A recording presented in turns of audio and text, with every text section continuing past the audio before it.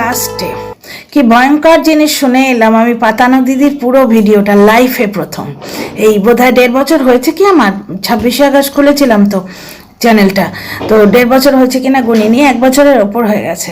জীবনে প্রথম আমি এই খেস্তি মাসির ভিডিওটা পুরো দেখেছি। আজ আমি অনেক অসাধ্য সাধন করেছি, আজ আমি কোটিপতির ভিডিওটাও এইটুকু ছাড়া প্রায় পুরোটা দেখেছি, কারণ চালিয়ে দিয়ে কাজ করছিলাম, বুঝতে পারছো তো, দেখেওছি, মানে এমনি না। তো লাস্টে ঝুলি থেকে বেড়ালটা বেরোলো। হ্যাঁ, তোমাদের সাহায্য আমার লাগতে পারে হয়তো, হ্যাঁ আমি বলছি, এবার তোমাদের বলবো, মানে কিউআর কোড আসছে, বুঝতে পারছো। দর্শকদের একটা ক্রিয়েটার কি বলতে পারে, দর্শকরা তো কমেন্ট বক্সে উৎসাহ এবং মোটিভেশন দিয়েই যাচ্ছেন, যে যার মতো করে, মানে যে যে ক্রিয়েটারকে ভালোবাসে সেই ক্রিয়েটারকে নিজের মতো করে উৎসাহ মোটিভেশন দিয়েই যাচ্ছে। তাহলে একটা দর্শকের থেকে আর কি লাগতে পারে, ওই কিউআর কোড দিয়ে যেটা আসে টাকা, প্রথম কথা। দ্বিতীয় কথা হচ্ছে যে ঝিউকে নিয়ে লেগেছে আগুন, বুঝতে পারছো তো। বারবার বলছে আমার, তোমার আর আমাদের কোটিপতির মাঝখানে একটা বাইরের লোক এসছে, তাকে সাপোর্ট করতে গিয়ে তুমি আমাদের পেছনে লাথি মারলে। এটা তো দু তরফেই হয় ভাই। এটা কিন্তু আমি পাতানো দিদিকে জিজ্ঞেস করতে চাই যে তুমি বা ঝিউকে নিয়ে এত পজিটিভ কেন? মানে তুমি যার সম্বন্ধে বলছো, ম্যাডামের সম্বন্ধে, ম্যাডাম ঝিউকে প্রোটেক্ট করতে গিয়ে তোমাদের সবার বিরুদ্ধে চলে গেছে, এইটা তুমি প্রমাণ করতে চাইছো, কিন্তু তুমি বা ঝিউকে নিয়ে এত পজিটিভ কেন? ঝিউ একটা ক্যারেক্টার, তোমার কাছে এত ইম্পর্টেন্ট সে নয়, তাই তো। কোথাকার কে একটা থার্ড পার্টি, তাহলে সেই থার্ড পার্টির এগেনস্টে তুমি এত সরব কেন? তুমি কেন ওকে সহ্য করতে পারছো না? নোংরাকে নোংরা বলবোই বলবো। তো এই যে বারবার বলছো যে ওয়াইটিতে থাকতে গেলে একটু সহ্য করতে হয়, তো সহ্যটা না হয় তুমিই করে নিতে। তুমি তো দিনের পর দিন ঝিউকে পছন্দ করো না, এটা বলেই দিয়েছো। ব্যাপারটা হচ্ছে ঝিউ কেন ইম্পর্টেন্ট, এইটা থেকে একটা ভাবমূর্তি উঠে আসছে, বুঝতে পারছো। কারণ এই ম্যাডাম বলো আর এই পাতানো দিদি বলো, প্রত্যেকের যোগসূত্র মিলছে গিয়ে কোটিপতিতে। তার মধ্যে কোটিপতি 3বার সাপোর্ট করে দিয়েছে। ঝিউয়ের পোল খুলতে গেছে, ঝিউয়ের বয়ফ্রেন্ডের সঙ্গে ফোন আলাপ করে, মানে লিঙ্ক দিয়েছিল, ফেসবুকের লিঙ্কটা বিদেশি, তো সেই বিদেশি লিঙ্কে সে অনেক কিছু দিয়েছে, সেই কল রেকর্ডগুলো ছেড়েছে। যেই না শুরু হলো, তাহলে এত বছরে তার যে কুকীর্তি, হিন্দু মেয়েদের অত্যাচার করা, ভার্বাল অত্যাচার করা, ভার্বাল মলেস্টেশন, ভার্বাল ধর্ষণ, এই সমস্ত তো কোনো দিন এত কারোর চোখে লাগেনি, কানে লাগেনি, লোকের তুরিলাম মাত্র আনন্দ নিত, সেইগুলো হঠাৎ করে চোখের সামনে উজাগর হয়ে উঠলো, বুঝতে পারছো। হঠাৎ করে তার চ্যানেল গায়েব হয়ে গেল, মানে ঝিউ কি সাংঘাতিক জিনিস গো। এইটা থেকে অনেক কিছু প্রমাণ হয় অনিচ্ছারিতভাবে, বলে দিতে হয় না। সবাই কোটিপতিকে উলঙ্গ করতে লেগে গেছে। কোটিপতির ওই 1.5 কোটি টাকার বস্ত্র খুলে ফেলার জন্য সবাই রেডি হয়ে আছে। একে কি বলে জানো তো, আমার ভাষায় ধর্মের কল বাতাসে নড়ছে। শুধু শুধু একটা মেয়ের ছোট্ট একটা অপ্রাপ্তি থেকে একটা ভুল হয়ে গেছিল। সে তোমার জীবন সঙ্গী, ভালো না বাসো, তোমার লাইফ পার্টনার ছিল, জীবন সঙ্গিনী ছিল, একদিন বুঝবে বাছাধন জীবন সঙ্গী বা সঙ্গিনী কি জিনিস। সেগুলো ওই লটকা ঝটকা আর ওই অন্য কোনো চমক দমক জিন্স আর গালে ট্যাটু আর মানে চুলে নানা রকম বিটস লাগিয়ে আজকাল নানা রকম হেয়ারস্টাইল হয়েছে, ওতে কিচ্ছুতে এসে যায় না। বাহ্যিক রূপ লাগে না গো, বাহ্যিক রূপ লাগে না। আজ 25 বছর আমার বিয়ে হয়ে গেছে, তো এখন আমি খুব ভালোভাবে উপলব্ধি করেছি, মনের মানুষটা মনেতেই থাকে, অন্য কাউকে দিয়ে প্রাণ ভরে না। বাদ দাও ইমোশনাল কথা, বাদ দাও, আজ অনেক কিছু ইনফরমেশন আছে। তাহলে কি সুপ্রিম কোর্টের কেসটা হয়নি? বাচ্চার মা সুপ্রিম কোর্টে গেছিল বলে এটা গুজব রটানো হয়েছিল, দিল্লিতে চিঠি গেল, চিঠি দিতে গেছে বলেই মনে হলো, কারণ অত অল্প সময়ের জন্য কোর্ট কেসের কোনো কাজ তো হয় না, তাহলে কোনো হয়তো চিঠি দিয়েছে। এবং যে লোকের বেশি বড়বলা স্বভাব, সবাইকে বলে বেড়ানো স্বভাব, সেই কারুর থেকেই খবরটা ছড়িয়েও ছিল কিন্তু, যে সুপ্রিম কোর্টে একটা চিঠি দেয়া হচ্ছে যাতে এসডিও কোর্টে বাচ্চাটাকে দেখাটাকে আটকাতে না পারে। কিন্তু তারিখ পে তারিখ তো আমরা নিজের চোখে দেখলাম, সুতরাং ভরসাটা রাখি কি করে বলো তো? তোমরা অনেকেই আমার কাছে এসে বলছো যে একটু ভরসা রাখো, তুমি একটু ভরসা রাখো।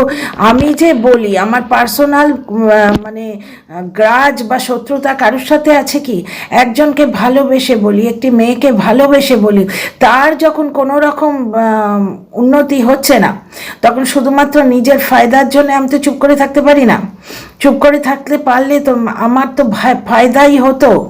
চুপ করে যদি আমি না থাকতাম তাহলে তো ফায়দাই হতো। তোমরা একটু ভেবে দেখো, সেগুলো আর আমি বলছি না। কোথাও না কোথাও আমিও যদি অন্য লোকেদের মতো ফোনে আপনি সেরা সেরা করতে থাকতাম, তাহলে তো আমার অনেক উন্নতি হতো এতদিনে, তাই না?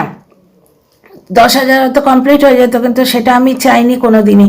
আমি আমার কোনো অনুভূতির প্রতি কখনো কোনো ইমোশনের প্রতি ডুপ্লিকেশি করিনি সামান্য একটু স্বার্থর জন্যে। তো ফিরে আসি খিস্তি মাসির কথায়। সুপ্রিম কোর্টে কেসটা উঠবে ভেবে ওরা টাকা জোগাড় করার কথা ভেবেছিল, কিন্তু সেটা করেনি, যেটা বিদেশি বলেছে।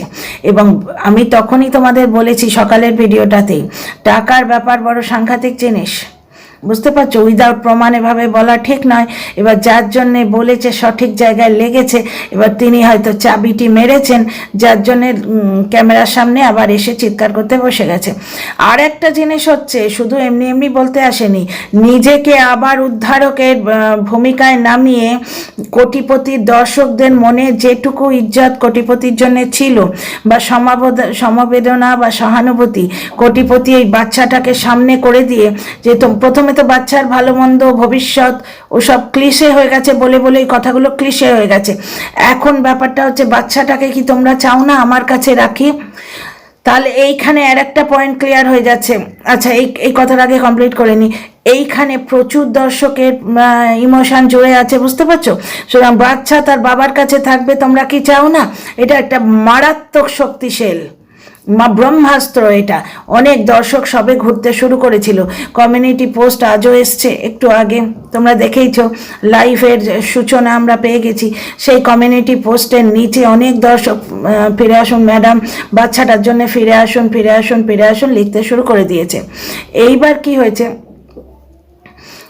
কি হয়েছে দেখো, এই যে কোনো রকমভাবে এই যে কোটিপতি নানা রকম ইমোশনাল ব্ল্যাকমেল করে ওয়াইটি ছেড়ে চলে যাব, তারপরে আজকে যথারীতি মন কি বাত বলতে বসলো, প্রবচন দিল লাস্টে, অনেক কিছু করে ও যে ফিরিয়ে আনছিল, ওর যে মানে ভিউজ ডাউন হয়ে গেছে, ওর যে সমস্ত ব্যাপার স্যাপারগুলো হয়েছে, কোর্ট কেসের জন্য টাকা লাগবে, বাচ্চাটাকে সামনে এগিয়ে দিয়ে এমনকি পাতানো দিদিদেরও কন্ট্রোল করার একটা উপায় বার করে, যে মানে প্রত্যেকটা কন্টেন্ট ক্রিয়েটারকে এইভাবে যদি মানে ইমোশনালি চার্জ করে দেওয়া হয় যে এইরকম কাণ্ড করলে বিপক্ষ জিতে যাবে, মা বাচ্চা নিয়ে চলে যাবে নাকের ডগা দিয়ে, বুঝতে পারছো তো? এই জিনিসটা করে আজকে কিন্তু বেশ খানিকটা সাকসেসফুল হয়েছে, এইটুকু ঘন্টায় আমি টের পেয়েছি। বাস সেই জায়গাটায় আবার জল ঢালতে চলে এলো পাতানো দিদি। আজকে আবার সে উদ্ধারকের ভূমিকায় অবতীর্ণ, কারণ তার নামে নাকি কেস করানোর চেষ্টা হচ্ছে। কে করাচ্ছে তোমরা বুঝতেই পারছো, আমি আর কেন নামটা নিই। পাতানো দিদির ভয়ঙ্কর চিৎকার শুনে এসেছি এক্ষুনি। Dear friends, welcome back to my channel my world of words. আমি সৌমি, আমি তোমাদের সবাইকে আমার চ্যানেলে ওয়েলকাম করছি।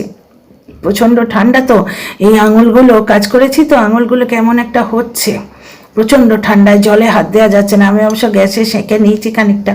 তো যাই হোক, এতক্ষণ ব্ল্যাক কফি খেলাম পরপর 2 কাপ, তো তবে একটুখানি এই মাথার যন্ত্রণাটা কমেছে। আচ্ছা, এইখানে ফিরে আসি টপিকে। ডাইভার্টও চলবে না, আজকে সাংঘাতিক ইনফরমেশন আছে। এইবার টাকার ব্যাপারটা যদি সত্যি কিছু হয়ে থাকে, কারণ আমি টাকার ব্যাপারে কোনো কথাই বলবো না, ওআইটিতে যা আসছে তোমরা দেখতেই পাবে। হ্যাঁ, আমি হয়তো ভায়া মিডিয়া হতে পারি, আমি বারবার বললাম, সমুদ্রে মাছ আছে চোখের সামনে চড়ে চড়ে বেড়াচ্ছে, ওআইটিতে খবর আছে চোখের সামনে রয়েছে, এ কন্টেন্ট ক্রিয়েটার, ও কন্টেন্ট ক্রিয়েটার, সে কন্টেন্ট ক্রিয়েটারের ভিডিওতে লাইভে আমি সেখান থেকে তুলে হয়তো তোমাদের সামনে পরিবেশিত করছি আমার মতো করে, মাছের ঝাল করে বা সর্ষে দিয়ে পেস্ট দিয়ে ঝাল করে বা ফিশ ফ্রাই করে বা ফিশ চপ করে তোমাদের সামনে দিচ্ছি, কিন্তু কোনোটাই তো আমার নিজস্ব নয়। এবার টাকার ব্যাপারটা যদি আসে, কান টানলে মাথা আসবে। সুতরাং টাকার ব্যাপার বাইরে এসছে এবং সেখানে একটি গুজব উড়িয়ে দেওয়া হয়েছে। কেউ কাউকে বলেছে যে এই পাতানো দিদির জন্যেই বিদেশি এইরকম ভিডিও নামাচ্ছে, ম্যাডামকে এইভাবে মানে কলঙ্কিত করছে এবং এই পাতানো দিদির জন্যেই তাহলে ম্যাডাম কেস ছেড়ে চলে যাচ্ছে।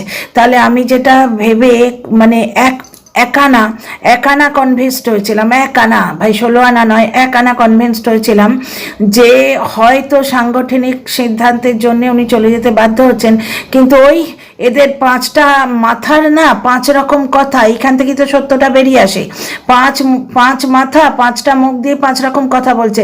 ম্যাডাম দুটো কমিউনিটি পোস্ট দিলেন যে আর সাংগঠনিক সিদ্ধান্ত, এদিকে কোটিপতি বলতে বসে গেছে যে না, অপমানের ভয়ে উনি কেসগুলো নিতে চাইছেন না। তখনই আমি তোমাদের আগের ভিডিও থাম্বনেলে দিয়েছি, কারণ ভিডিও তো ভাই 20 মিনিটের মধ্যে রাখতে হয়, যে ক্লায়েন্ট একরকম বলছে, অ্যাডভাইজার আর এক রকম বলছে। তার মানে সাংগঠনিক ব্যাপারটা নয় কি অপমানের ভয় চলে গেছেন? অপমান কে করছে? পাতানো দিদির তরফ থেকে নাকি ভিডিও নামছে নাকি? আমি ভাই কোনো স্টেটমেন্ট পাস করছি না। পাতানো দিদি নিজেই চিৎকার করে বলছে যে ওর নামে দোষটা লাগানো হচ্ছে, বিদেশ থেকে ভিডিও ওড়িশানায় নামছে এবং ব্লা ব্লা ব্লা ব্লা। বুঝতে পারছো? এইখানেই পাতানো দিদি বলছে আমি উদ্ধারক। কারণ কি, লিগাল অ্যাডভাইজার শুধু নিজেকে সরিয়ে নেননি। আমি এতক্ষণ কি বলছিলাম তোমাদের ভিডিওতে যে কোটিপতির ভয়ের কিছু নেই, লিগাল অ্যাডভাইজার যদি সরেও যায়, উনি যে বুদ্ধিগুলো দিয়ে গেছেন সেই উকিলেরা পাশে থাকবে। ও মা, এখন কি শুনছি উকিলরাও চলে যাবে, উকিলদেরও সরিয়ে নেওয়ার ব্যবস্থা হয়ে গেছে। মানে এই পাতানো ভাই এখন একদম হেল্পলেস, কোটিপতি এখন পুরোপুরি হেল্পলেস। এবং তার মানে নতুন উকিল নিয়ে আসার প্ল্যান কে করবে? পাতানো দিদি। উদ্ধারক পাতানো দিদি। দর্শকরা কার প্রতি সহানুভূতিশীল? পাতানো দিদি। সূক্ষ্ম মাইন্ড গেমটা বুঝতে পারছো? আবার পরিত্রাতার ভূমিকায় নেমে পড়েছে পাতানো দিদি। মানে দর্শকরা এবার কার আরতি করবে? পাতানো দিদির। এবং পাতানো দিদির বিরুদ্ধে কেস করা হচ্ছে এবং কোটিপতি টাকার জন্য আটকে আছে। আর কোর্ট কাছারিতে সে যেতে চায় না, প্লাস কোর্ট কাছারিকে সে ভয় পায়। ভাই যার দোষ থাকবে সে তো ভয় পাবেই। এবার দোষ গুণ ঘাট যাই হোক, কোর্ট কাছারিকে সাধারণ মানুষ ভয়ই পায় যেতে। বুঝতে পারছো তো? তো আমি তো প্রথমেই বলেছি ভাই কর্মফল। আমার তো মনে হচ্ছে কর্মা স্ট্রাইকিং ব্যাক। কারণ গত বছরটা কিভাবে কাটিয়েছে বলো তো এরা? কি কাণ্ড করেছে! এই তুই নড়ে বসলি, তোর নামে নোটিশ যাবে। এই তুই শর্টস দিলি, আমার লাইফে কি কাণ্ড করেছে! নতুন আইডি করে করে আপনার নামে নোটিশ পাঠালাম, শর্টস থেকে আপনারা অ্যাড্রেস নিচ্ছি, এই করছি সেই করছি, এই একটু ঘোরাঘুরি, এই চল গিয়ে মাছ ধরি, এই ধরনের আইডি ক্রিয়েট করে করে কিভাবে পরেশান করেছে। এখন now karma is striking back. Karma is striking back. বাপ কেউ ছাড়ে না। এই লাইনটা ওয়াইটি থেকে নেয়া। ওয়াইটির সমুদ্রে ছিপ দিয়ে মাছ ধরতে গিয়ে এক একটা লাইন হতো শিখে নিয়েছি এই লাইনটা। আচ্ছা, ব্যাপারটা এখন হচ্ছে কি, কোটিপতি নাকি পয়সার ভয়ে এবং ঝামেলার ভয়ে পাতানো দিদির বিরুদ্ধে কেস করতে চাইছে না। তাকে দিয়ে কেস করাবার জন্যে কেউ উস্কাচ্ছে, কেউ বারবার প্ররোচিত করছে যে কেসটা করো। এইবার কোটিপতির বিবেকে তো লাগা উচিত, পরিত্রাতার বিরুদ্ধে কেস করবে। এইখানে ব্যাপারটা হচ্ছে, ওর বাড়ি থেকে আমি কি নিয়ে এসছি ভাই? ওর বাড়ি থেকে অমূল্য সম্পদ নিয়ে এসছো, যেটি তোমাকে একজন বলেছে। ওর ছেলের ফটো, ওর ছেলের থাম্বনেল, ওদের বাড়িতে গিয়ে ওর বাপ মায়ের দেয়া গালিগালাজ ভরা ক্লিপ। ওর বাপ তো আমাকেই গাল দিয়েছিল একদিন, মনে আছে তোমাদের? তো এই ক্লিপ, ওর মায়ের সঙ্গে হ্যাঁ করা ক্লিপ, যেইগুলো মানে প্রচুর রেভিনিউ তোমাকে এনে দিয়েছে, প্রচুর সাবস্ক্রাইবার তোমাকে এনে দিয়েছে। সুতরাং তুমি কোনো দামি গিফট যে কোটিপতির থেকে পাওনি, ফালতু কথা। কোটিপতি এগুলো অ্যালাউ করেছে এবং এক গালে সে হেসে হ্যাঁ করে উৎসাহ দিয়েছে। সেই দিনগুলো ভুলবো না। শনিবার দিন হঠাৎ গিয়ে হাজির হয়ে গেল আমার কোটিপতির বাড়িতে, আমার ভাতের থালা রেডি আছে, আমি যখন খুশি এসে খেয়ে যাব, 3 আঙুলে ফোঁটা দেয়া। সুতরাং এইগুলো কোটিপতি কি নেয়নি, 3 আঙুলে ফোঁটাটা তুমি দিতে চেয়েছিলে তোমার স্বার্থে, কোটিপতি কি কপালটা বাড়িয়ে দেয়নি? তো যাই হোক, ভীমা এখন বলছে যে ও পস্তাচ্ছে একজনকে, মানে ম্যাডামকে ওই কোর্ট কেসের ব্যাপারে এনে। ম্যাডাম নিজেও সরে যেতে চাইছে এবং কোটিপতির কথা এবং ভীমার কথা মিলে গেল, অপমানের ভয়ে সরে যেতে চাইছে। কারণ ম্যাডাম কি ছিলেন, কি হয়েছেন, মানে একটা ভয়ঙ্কর সম্মানিত জায়গায় ছিলেন। কারণ যারা এর দলে ছিল তারা তো বেশ মজা পাচ্ছিল যে নড়ে বসলে এই এই একে কেস দিন, আমার নামে প্রত্যেক দিন কমেন্টে থাকতো এই কন্টেন্ট ক্রিয়েটারকে কেস দিন, এই কন্টেন্ট ক্রিয়েটারকে কেস দিন। এখন নিজেরা কেসটা খেয়ে বসে আছে, বুঝতে পারছো? এখন সবার একসঙ্গে বোধোদয় হয়েছে সবার। এবং ব্যাপারটা হচ্ছে বিদেশিকে রীতিমতো গলা চড়িয়ে ধমকি দেওয়া হলো ক্যামেরার সামনে। ভাই, ওয়াইটিতে 1 বছর আছি, সুতরাং ক্যামেরার পেছনের খেলটা কিন্তু এখন বুঝতে পারি অনেকটাই। আর পৃথিবীতে তো নতুন আসিনি, পৃথিবীতে তো আর 1 বছর নেই, অনেক বছর ধরেই আছি। সুতরাং আন্ডার দ্য কার্পেট যে খেলটা বা ক্যামেরার পেছনের খেলটা বোঝা যায়। কেন টিনাই বলেছিল না এক জায়গায় যে ওকে দিয়ে যখন কেউ একজন নাটক করাচ্ছিল, তখন ওর মা বলল যে হ্যাঁ রে, তোরা এই রকম নাটক করবি পয়সার জন্যে? তখন টিনাকে যা বোঝানো হয়েছে, টিনা সেই কথাটাই বলেছে, ওয়াইটিতে থাকতে গেলে ওইরকম করতে হয়, সুতরাং ক্যামেরার সামনে অনেক সময় বলতে হয়। তাতে কি হচ্ছে, অন্তত ক্যামেরার সামনে যে অন্ধবিশ্বাসী মানুষগুলো তারা অন্তত ভাবছে না, ও তো বারণ করে দিচ্ছে, ও তো বারণ করে দিচ্ছে, সত্যি তো ওকে ওখানে থেকে কী নিয়ে এসছে। আচ্ছা, ঝিউ বলে কেউ একজন কাল্পনিক চরিত্র আছে, সেই কাল্পনিক চরিত্র একটি কথা বলেছিল, পড়ল কথা সবার মাঝে, যার কথা তার গায়ে বাজে। ঝিউ বলেছে যে ফটো লাগিয়ে থাম্বনেল চিপকে তারপরে ওইখান থেকে ক্লিপ এনে সেই ক্লিপটা রোজ রোজ নিজের ভিডিও চালিয়ে দিয়ে, মানে তুমি 25 মিনিটের ভিডিও করবে লম্বা লম্বা, তার মধ্যে 5 মিনিট থেকে 7 মিনিট অন্য লোকের ক্লিপ চুরি করে নিলে, বুঝতে পারছো? তোমার বকবকানিটা কমে গেল, বাকি 5 থেকে 7 মিনিট কমেন্ট পড়ে হ্যাঁ হ্যাঁ হ্যাঁ হ্যাঁ করলে, তাহলে নিজের ক্রিয়েটিভিটিটা কোথায় গেল? এই তো চলছিল। সেই বাড়া ধানে ছাই দিল কে? একটা কাল্পনিক চরিত্র ঝিউ। আচ্ছা, ঝিউ বলেছে যে এই কাণ্ডগুলো করে তোমরা চ্যানেল গ্রো করেছো, যে একজনের ম্যাজিক্যাল নাম নিয়ে, কোন একটা মানুষের নামে ম্যাজিক আছে, সেই ম্যাজিক্যাল নাম নিয়ে তার ছেলের ফটো লাগিয়ে তার থাম্বনেল চিপকে তার ভিডিও চালিয়ে অনেকেই তো গেইন করেছে সাবস্ক্রাইবার এবং পয়সা গেইন করছে, সাবস্ক্রাইবার, রেভিনিউ, ভিউজ, বুঝতে পারছো? এবার সেই কথাটা যে ইন জেনারেল একটা ধপাস করে ওপর থেকে এসে পড়েছে ওয়াইটির মাটিতে, সেটি গিয়ে লেগেছে পাতানো দিদির গায়ে। কেন কেন তোমার গায়ে লাগবে ভাই? কারণ আমি ভাই কারুর দলেই নেই, আমি এক্সপ্লানেশন দিচ্ছি নিরপেক্ষ। কারণ এও আমার নয়, ও আমার নয়, দুটোর কোনোটাকে আমি পছন্দ করি না। তো যাই হোক, একটা জিনিস দেখো, থাম্বনেল চিপকে ভিডিও চালিয়ে ফটো লাগিয়ে শুধু তো একা মানে সাবস্ক্রাইবার, রেভিনিউ গেইন করেনি, অনেকেই তো তালিকায় আছে যাদের তো কোটিপতি নিজেও এসে মাঝে মাঝে ধমকি দিয়ে গেছে। আজকে কোটিপতি বলেই দিল যে আমার বাচ্চাকে আমি আর আমার কাছে রাখতে পারবো না, কারণ আমার কোর্ট কেসের ক্ষতি হয়ে যাচ্ছে। ক্ষতি হয়ে যাচ্ছে মানে কি? এইটাই পাতানো দিদি বলল যে নিজের পায়ে নিজে কুড়ুল মেরেছে। আমি সবে ভাবছিলাম কোটিপতির মন কি বাত নিয়ে আবার একটা ভিডিও করব, কারণ মিটি অনেক কথা বলার আছে, একটা ভিডিওতে সব বলা যায়নি। তা পাতানো দিদির লিঙ্কটা পেলাম, দৌড়তে দৌড়তে দেখতে এলাম। থ্যাংক ইউ বন্ধু, গড ব্লেস ইউ যে আমায় লিঙ্কটা পাঠিয়েছো।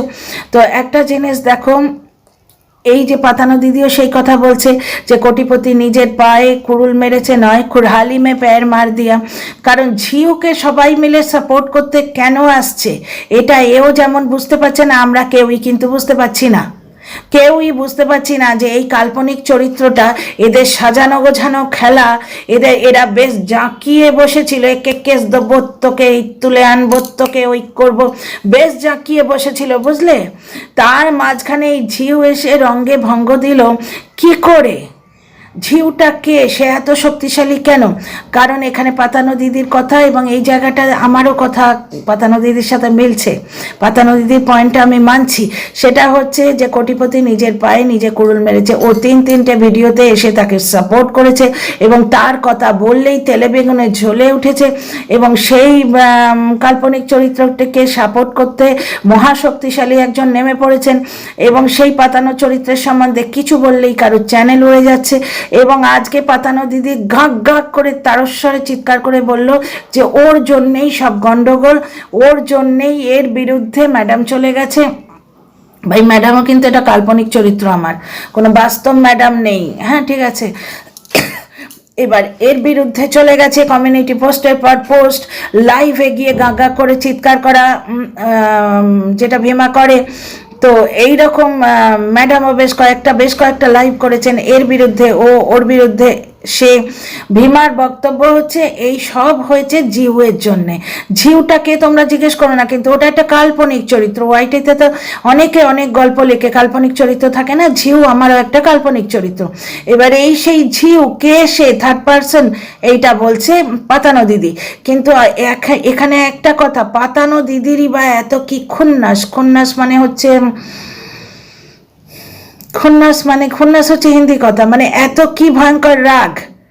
ঝিউ একটা যদি এতই নমিনাল পার্সন হয়, এতই তুচ্ছ পার্সন হয়, ঝিউ যদি কোনো গুরুত্বই না রাখে, তাহলে তার বিরুদ্ধে তুমিই বা এরমভাবে অ্যাটাকিং মোডে নেমে পড়ছো কেন?